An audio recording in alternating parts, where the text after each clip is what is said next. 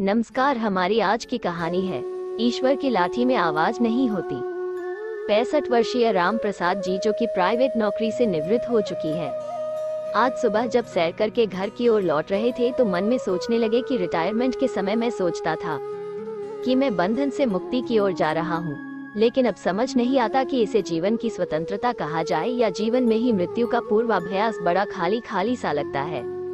जीवन एक एक पल बड़ी मुश्किल से तिल तिल करके की खींचता है। रह रह कर वो अपने गांव की व्यस्त दिनचर्या को याद करने लगते हैं। वो गिनी चुनी गलियां, वो मुट्ठी भर लोग, सब कुछ इतना छोटा कि एक दिन में पूरा गांव है ना पिया जाए और करीब करीब हर आदमी से मुलाकात हो जाए।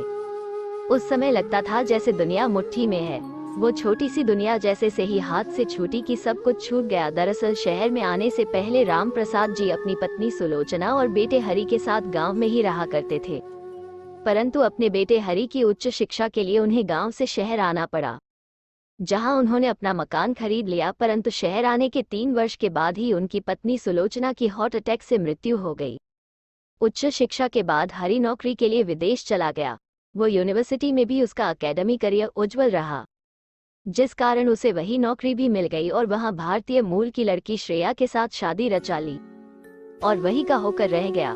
शुरू शुरू में तो हरि उन्हें कभी कभी फोन कर लिया करता था, लेकिन अब तो कई कई महीने बीत जाती थी। राम प्रसाद जी की अपनी बेटी से बात हुई थी। इस बड़े से शहर में राम प्रसाद जी एकदम अकेले हो चुके थे। आज जब सैर करके राम प्रकाश जी घर लौटे तो अचानक फोन की घंटी बाजी। उन्होंने रिसीवर उठाया तो दूसरी ओर से आवाज आए, हेलो बाबूजी, मैं हरि बोल रहा हूँ। हाँ बेटा बोलो, कैसे हो? बच्चे कैसे हैं? बहू कैसी है? एक ही सांस राम प्रसाद जी ने कई प्रश्न कर डाले। हम सब ठीक है। आपकी तबीयत कैसी है? ठीक है बेटा। अब तबीयत का क्या है? इस उम्र में कुछ ना कुछ तो लगा ही रहता है, परंतु शरीर चल रहा है, इसलिए भगवान का शुक्रिया अदा करता हूँ। क्या बात है बेटा, आज बहुत दिनों बाद मेरी याद आई। क्या बताऊं बाबूजी, जिंदगी इतनी व्यस्त हो गई है कि कुछ करने के लिए समय ही नहीं मिल पाता। बहुत दिनों से सोच रहा था कि आपको फोन करूं, परंतु किसी ना किसी काम में व्यस्त हो जाता था।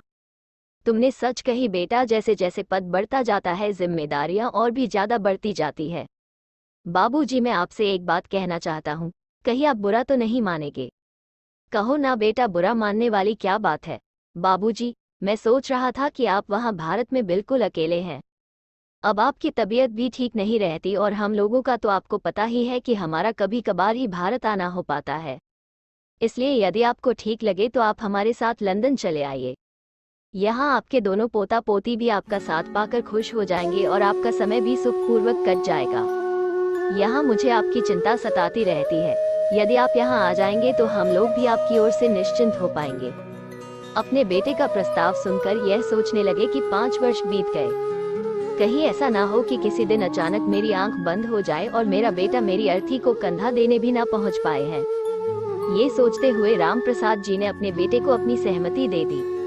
फिर हरि बोला, बाबूजी, अब आप यहाँ हमारे पास आ जाएंगी, इसलिए अपने उस मकान की अब कोई जरूरत नहीं है, इसलिए उस मकान को बेचने पर लगा दीजिए। मकान को बेचने की बात सुनकर राम प्रसाद जी कुछ हैरान रह गए, क्योंकि इस मकान के साथ उनकी पत्नी की मीठी यादें जुड़ी हुई थी। इस मकान की एक एक चीज को उन्होंने अपने हाथों से सजाया था। परंतु बेटे की बात भी सही है कि अब इस मकान में कौन आएगा, ये सोचकर उन्होंने मकान बेचने के लिए हाँ कर दी और अगले दिन ही न्यूज़पेपर में मकान बेचने के लिए विज्ञापन दे दिया। कुछ ही दिनों में मकान का सौदा हो गया। करीब 1 महीने के बाद हरि भारत आया और मकान के पैसे का लेन देन कर लिया। राम प्रकाश जी ने बैंक में जो भी एफडी बनवा कर रखी हुई थी उसका भी ड्राफ्ट बनवाकर कैश करवा लिया और सारी संपत्ति बेचने के बाद अब वे लोग लंदन जाने के लिए बिल्कुल तैयार थी। निश्चित समय पर वे लोग एयरपोर्ट पर पहुंच गई। हरि ने कहा, बाबूजी आप यही सोफे पर बैठिए, सारी फॉर्मेलिटी पूरी करने के लिए समय चाहिए, मैं चेक इन करने के बाद आता हूँ, फिर आपको लेकर चलूंगा। राम प्रसाद जी वही सोफे पर बैठ गए और उनका मन अपने अतीत में खो गई। एक एक कर उनकी जिंदगी के पन्ने खुलने लगी। जिस मकान को उनकी पत्नी ने इतनी शौक से बनवाया था उसे बेचते समय उनका मन भारी हो रहा था। शहर में आने से पहले राम प्रसाद जी ने अपनी पत्नी सुलोचना से कहा था कि घर किराए पर ले लेते हैं और आराम से रहेंगे, परंतु सुलोचना तैयार नहीं थी और कहने लगी, वर्तमान ही आराम से बिता पाएंगे परंतु भविष्य की चिंता सताती रहेगी। चाहे जैसे भी हो, एक छोटा सा मकान या फ्लैट लोन लेकर खरीद लो, कम से कम वृद्धावस्था में कहीं भटकना तो नहीं पड़ेगा। कितने शौक से मैंने यह मकान बनवाया था। सुनैना भी तो कुछ दिन ही इस मकान में रह पाई। अचानक एक रात उसकी तबीयत इतनी ज्यादा खराब हुई कि सांस ही आनी मुश्किल हो गई। इलाज के लिए उसे अस्पताल में दाखिल करवाया, परंतु डॉक्टर की लाख कोशिशों के बावजूद भी उसे बचाया नहीं जा सका और इस दुनिया में मुझे अकेला छोड़कर भगवान को प्यारी हो गई। सुलोचना की मृत्यु के बाद हरि कुछ दिनों के लिए ही भारत आया और कुछ ही दिनों बाद वापस भी चला गया, परंतु उसके जाने के बाद राम प्रसाद जी बेहद अकेले हो गई थी।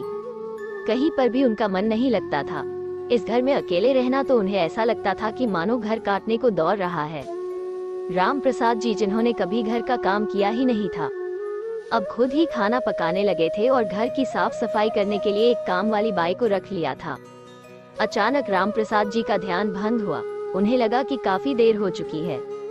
हरि अभी तक चेकिंग करके आया नहीं। घड़ी पर नजर डाली तो लगभग 2 घंटे का समय निकल गया था। राम प्रकाश जी ने लंदन जाने वाली फ्लाइट के काउंटर पर पूछा, मैडम, मेरा नाम राम प्रसाद गुप्ता है, मेरे बेटे का नाम हरि गुप्ता है। हमें लंदन जाने वाली फ्लाइट पकड़नी है। मेरा बेटा चेकिंग करने के लिए आया था, पर वो मुझे कहीं नजर नहीं आ रहा। राम प्रसाद जी की बात सुनकर काउंटर पर कार्यरत एक महिला ने यात्रियों की लिस्ट देखकर बताया, जी हाँ, हरि गुप्ता नाम का एक यात्री यहाँ आया था जिसने चेकिंग किया था। लंदन की फ्लाइट निकले हुए तो 1 घंटे से भी ज्यादा का समय हो चुका है। उस महिला की बात सुनकर राम प्रसाद जी की हैरानी का ठिकाना न रहा, परंतु मैडम, उस फ्लाइट से तो मुझे भी लंदन जाना था। मुझे ये बिना फ्लाइट कैसे चली गई? ऐसा तो संभव ही नहीं हो सकता। अंकल, जितने भी यात्री उस फ्लाइट में जाने वाले थे सभी गए हैं, कोई भी यात्री छूटा नहीं है। अगर कोई यात्री नहीं पहुंचता तो हमारी ओर से घोषणा की जाती है। महिला ने कहा तो प्रसाद जी रुआंसी आवाज में बोले, तो क्या मुझे लिए बिना ही मेरा बेटा लंदन चला गया? इसका मतलब तो ये हुआ कि उसने मेरा टिकट लिया ही नहीं था। ये कैसी जालसाजी है? राम प्रकाश जी के पैरों तले तो मानो जमीन ही खिसक गई। अपना सिर पकड़कर जमीन पर हमसे बैठ गए।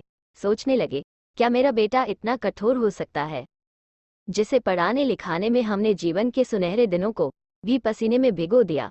सुलोचना मुझे हमेशा कहा करती थी कि अपने बुढ़ापे के लिए भी हमें कुछ बचा कर रखना चाहिए, लेकिन मेरा एक ही जवाब होता था, अभी हमारा इकलौता बेटा है, यदि हम उसकी सुख सुविधा का ख्याल नहीं रखेंगे तो कौन रखेगा? वो एक खिलौना मांगता था तो मैं 2 ला कर देता था। उसकी विदेश की पढ़ाई करने की जिद पूरी करने के लिए पैसे इकट्ठे करने की खातिर ना जाने मैंने कितने पापड़ बेले थी, कितने ही लोगों के आगे हाथ पसारे थी। मन में बस अपने बेटे की पूरी करने की धुन सवार थी कि वो किसी तरह विदेश चला जाए। इस बात को लेकर अपने बड़े भाई मनोज से भी मेरी लड़ाई हो गई थी, क्योंकि उसने मुझे कोई भी सहायता देने से मना कर दिया था। वो कहता था, जब सामर्थ्य नहीं है तो विदेश भेज क्यों रहे हो? क्या अपने देश में पढ़ाई नहीं होती? क्या यहाँ के बच्चे नौकरी नहीं करते? जितनी चादर हो उतने ही पैर पसारने चाहिए। अपने भाई के इस आचरण से मुझे कितनी तकलीफ हुई थी। उसी दिन मैंने मन ही मन ठान लिया था कि अब मदद के लिए अपने भाई के दरवाजे पर कदम नहीं रखूंगा। तभी से हम दोनों भाइयों के बीच में कटुता आ गई थी, परंतु यदि देखा जाए तो उन्होंने कुछ भी गलत नहीं कहा था। आपने जिस बेटे के कारण मैंने अपने भाई से भी संबंध तोड़ लिया था, आज वही बेटा मुझे ऐसे समय में बेसहारा छोड़कर धोखा देकर चला गया, जिस समय में मुझे उसके सहारे की सबसे ज्यादा जरूरत थी। सिक्योरिटी कर्मचारी की आवाज सुनकर राम प्रसाद जी का ध्यान टूटा। वो कर्मचारी उनसे पूछने लगा, सर, आपको कहाँ जाना है? मैं देख रहा हूँ आप काफी समय से यहीं बैठे हुए हैं। बेटा, मैं कहाँ जाऊंगा? मेरा तो कोई ठिकाना नहीं रह गया। मुझे तो अपने बेटे के साथ लंदन जाना था, लेकिन वो तो मुझे छोड़कर चला गया। अब मेरी किस्मत मुझे कहाँ ले जाएगी मैं खुद नहीं जानता। इतना कहकर राम प्रसाद जी पास रखे बेंच का सहारा लेकर खड़े हुए। उन्हें कुछ भी नहीं सूझ रहा था। दुखे दिल से वो एयरपोर्ट से बाहर निकाल आए और सोचने लगे, हे भगवान, ऐसी मुसीबत की घड़ी में मैं कहाँ जाऊंगा? मुझे कौन सहारा देगा? अब तो मेरा घर भी मेरे पास नहीं रहा। क्या मैं अपने बड़े भाई के पास जाऊं? क्या वो मेरी मदद करेंगे? क्या उन्होंने मुझे माफ कर दिया होगा? लेकिन अब कोई और चारा भी नहीं है। उनके सामने रोऊंगा, गिड़गिड़ा लूंगा, अपनी मजबूरी बताऊंगा तो शायद उनका मन पिघल जाए। एक बार चल कर देखता हूँ। ये सोचते हुए वो बस पकड़ने के लिए आगे बढ़ गई। करीब 2 घंटे के बाद अपने भाई राकेश के घर पहुँचे। डोरबेल बजाई तो उनकी नौकरानी ने दरवाजा खोला और पूछा, किस से मिलना है? मनोज भैया है। जी हाँ बाबूजी तो है, घर पर ही है। आप कौन हैं? उनसे कहो उनका भाई आया है। उसी समय राकेश जी बाहर आ गई और अपने छोटे भाई को ऐसी हालत में देखकर हैरान रह गए। राम प्रसाद जी का सब्र का बांध टूट गया और वो फूट फूट कर रोने लगे। राकेश जी उन्हें अंदर लेकर आए और उनकी इस हालत का कारण पूछा, परंतु राम प्रसाद जी कुछ बोलने की हालत में नहीं थी। उनका मन कर रहा था कि अपने भाई के कंधे पर सिर रखकर जी भर कर रोए। उनकी आंखों से अश्रुधारा बहती जा रही थी। राकेश जी ने तुरंत अपनी नौकरानी से पानी लाने को कहा। राम प्रसाद, आखिर बात क्या है? तुम इस तरह धारदार क्यों रोए जा रहे हो और यह क्या हालत बना रखी है? तुमने अपनी लो, पहले थोड़ा सा पानी पी लो और शांत हो जाओ। अब तुम अपने घर में हो। राम प्रसाद जी ने एक गहरी सांस लेते हुए थोड़ा पानी पिया और संयत स्वर में बोली, भैया आपको मैं क्या बताऊं, आपको इस उम्र में आकर मेरे बेटे ने ही मुझे छल लिया। मैंने कभी सपने में भी नहीं सोचा था कि ऐसा दिन भी मुझे देखना पड़ेगा जहां चारों तरफ केवल अंधेरा ही अंधेरा है। मैं कुछ समझा नहीं। तुम पहेलियां मत बुझाओ, तुम्हारी यह हालत में ना जाने कितने प्रश्न एक साथ उठ रहे हैं। प्रसाद जी ने सारी घटना उनके सामने बयां कर दी। राकेश ने गहरी सांस लेते हुए उनकी एक एक बात बड़े ही ध्यान पूर्वक सुने और बोले, ये कैसी विडंबना है, तुमने अपने बेटे को पढ़ाने लिखाने के लिए और एक अच्छा इंसान बनाने के लिए अपना सब कुछ दांव पर लगा दिया, और तुम्हारे साथ ऐसा सलूक। क्या माँ बाप इसी दिन के लिए अपने बच्चों को पाल पोस कर बड़ा करते हैं? कितने स्वार्थी हो गए हैं आजकल के बच्चे। भैया अब मुझे समझ नहीं आ रहा मैं क्या करूं। इस उम्र में मैं कहीं नौकरी करने नहीं जा सकता। बेहतर होगा कि मुझे किसी वृद्धाश्रम में भेज दो। ये क्या कर रही हो? रामप्रसाद आत्मसम्मान से सर उठाकर जीने वाला इंसान आज वृद्धाश्रम जाने की बात कर रहा है। ये घर तुम्हारा ही है बेटी। सीखा की शादी के बाद जब से तुम्हारी भाभी ये दुनिया छोड़कर चली गई, उसके बाद तो मैं बिल्कुल अकेला हो गया हूँ। अब तुम आ गए हो तो हम दोनों का समय आराम से कटेगा। अपने बड़े भाई की बातें सुनकर राम प्रसाद जी को कुछ सहारा हुआ, परंतु वो उन पर बोझ नहीं बनना चाहती थी, इसलिए वे अभी भी परेशान थी। अभी दोनों भाइयों में ये बातें चल रही थी कि डोर बेल बजी। देखा तो राकेश की बेटी शिखा कुछ दिनों के लिए रहने आई थी। इतने वर्षों के बाद अपने चाचा को इस घर में देखकर उसे अचंभा हुआ। शिखा उनके पास बैठकर उनका हालचाल जानने लगे, परंतु जब उसे उनके हालात के बारे में जानकारी हुई तो उसे बहुत दुख हुआ और हैरानी थी कि हरी चाचा जी के साथ ऐसा कैसे कर सकता है। अगले दिन सुबह शिखा ने अपने पिताजी और चाचा जी के लिए स्वादिष्ट नाश्ता बनाकर परोसा और एक अलग कमरे में चली गई। राम प्रसाद जी ने देखा कि शिखा मोबाइल पर ही ऑनलाइन क्लास ले रही थी। ये देखकर राम प्रसाद के मन में ख्याल आया और जब शिखा बाहर आई तो उन्होंने शिखा से कहा, बेटी एक बात तो बताओ, क्या मैं भी ऑनलाइन क्लास ले सकता हूँ? घर बैठे बैठे अपनी बेटी के बारे में सोचकर परेशान होने से तो अच्छा है कि मैं किसी काम में व्यस्त हो जाऊं। उनकी बात सुनकर शिखा बोली, क्यों नहीं चाचा जी, आजकल तो ऑनलाइन क्लासेस का जमाना है ना, तो आपको स्कूल तरह घंटों खड़े रहकर पढ़ाना पड़ेगा। आप अपने सहूलियत से बच्चों को पढ़ा सकते हैं और वैसे भी आप तो गणित विषय की बहुत अच्छे अध्यापक रह चुके हैं। शिखा ने राम प्रसाद जी का ऑनलाइन रिज्यूम बनाकर अपने स्कूल में भेज दिया। कुछ ही समय में उन्हें नियुक्त कर लिया गया। अब उन्हें ऑनलाइन पढ़ने की अच्छे खासे पैसे मिलने लगे थे। सुबह 9 बजे से लेकर 12 बजे तक फोन से ही बच्चों को ऑनलाइन पढ़ाते और अपना खर्च खुद निकाल लेते थे। अब उन्हें जीने का मकसद मिल गया था कि पहले से ज्यादा चुस्त और तंदुरुस्त रहने लगे थे। अब वो अपनी जिंदगी से संतुष्ट थी, परंतु वो गरीब बच्चों के लिए भी कुछ करना चाहती थी। इसलिए उन्होंने बच्चों के लिए अपना कोचिंग सेंटर खोलने के बारे में सोचा और इस काम में भी उनकी मदद उनकी भतीजी शिखा ने की। शिखा की मदद से उन्होंने एक जगह किराए पर लिया जहां उन्होंने अपना कोचिंग सेंटर खोला। मैथ के अलावा अन्य विषयों की भी कोचिंग प्रदान करने के लिए उन्होंने 2 अध्यापक भी नियुक्त कर ली। उनके कोचिंग सेंटर में फीस कोई ज्यादा नहीं थी और जो बच्चे फीस नहीं दे पाती थी वो फ्री में भी पढ़ सकते थे, जिस कारण उनकी कोचिंग सेंटर की लोकप्रियता बढ़ने लगी। राम प्रसाद जी के सराहनीय कदम को देखते हुए उनकी मदद के लिए कुछ एनजीओ भी उनके साथ जुड़ गए, जिन्होंने उनके कोचिंग सेंटर के लिए एक बड़ी जगह उपलब्ध करवा दी। एक ही साल में उनका कोचिंग सेंटर एक बड़े इंस्टीट्यूट का रूप ले चुका था। लेकिन कहते हैं ना, कर्मों का फल तो मिलकर रहता है, आज नहीं तो कल, इस जन्म में नहीं तो अगले जन्म में। हरी ने जो धोखा अपने पिता के साथ किया था, फिर उस धोखे के फल से वो कैसे बच सकता था? अपने जिस दोस्त के साथ पार्टनरशिप करने के लिए उसने अपने पिता के पैसे धोखाधड़ी से हथिया लिए थी, इस दोस्त ने ही उसे पार्टनरशिप का झांसा देकर उसके सारे पैसे उससे हथिया ली। पार्टनरशिप में बिजनेस शुरू करने के लिए उसने नौकरी तो पहले ही छोड़ दी थी और अब उसे कहीं नौकरी भी नहीं मिल रही थी। आखिर विदेश की धरती पर बिना पैसे के कितने दिन रह सकती थी, जो थोड़ी बहुत बचे हुए पैसे थी उससे अपनी टिकट का इंतजाम करके वे लोग भारत वापस आ गई। भारत लौटकर हरि अपनी पत्नी और बच्चों के साथ अपने ससुराल में रहने लगा।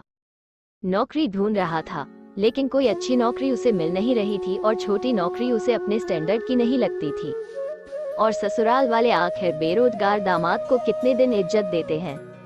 अब उसे महसूस होने लगा कि ससुराल में उसे बोझ समझा जा रहा है। वो अपनी जिंदगी से पूरी तरह परेशान हो चुका था, लेकिन करता भी तो क्या। एक दिन जब उसने पढ़ने के लिए अखबार उठाया तो अखबार में खबर के साथ अपने पिता की फोटो को देखकर वह हैरान रह गया।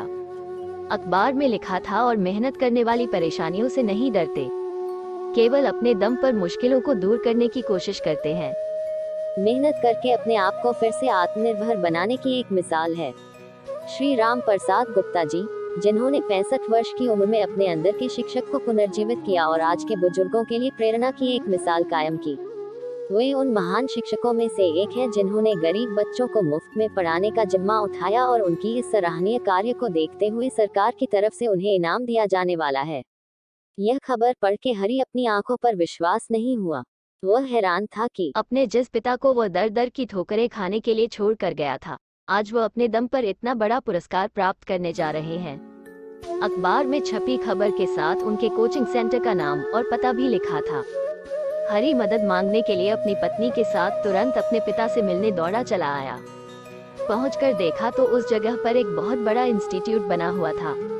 जब वे दोनों अंदर गई तो गार्ड के पूछने पर उन्होंने उसे बताया कि उन्हें राम प्रसाद जी से मिलना है। गार्ड ऑफिस में बिठाकर राम प्रसाद जी को बुलाने चला गया। जैसे ही राम प्रसाद जी अपने ऑफिस में आए तो हरि उन्हें देखकर हैरान था।